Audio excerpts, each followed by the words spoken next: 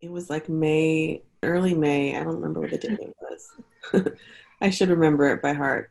But then the governor, during his regular coronavirus press conferences, he actually stated, oh, a reporter asked him, why are nail salons in the later stage of reopening? And he said, it's because one of the first communities, he said, because the first case of community spread in California was happening, it happened in a nail salon.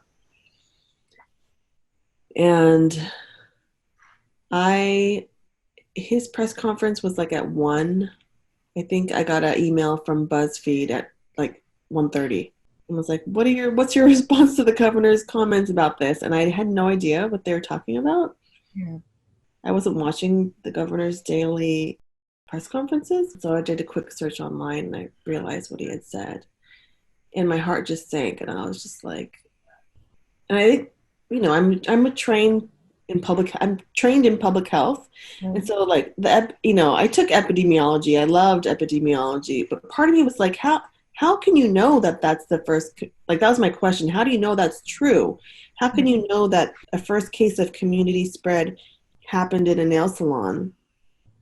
How can you be so sure of that? And then number two is like, what kind of impact is this going to have on the nail salon industry, who is already struggling?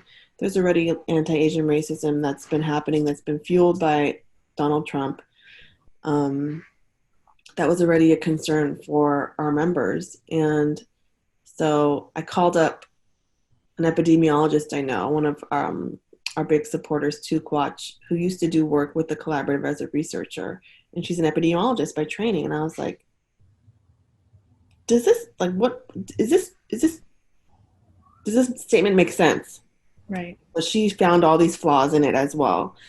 And so it was just kind of like, what's going on, and I gave staff a heads up that this statement was made, um, and just kind of wanted to wait and see if it would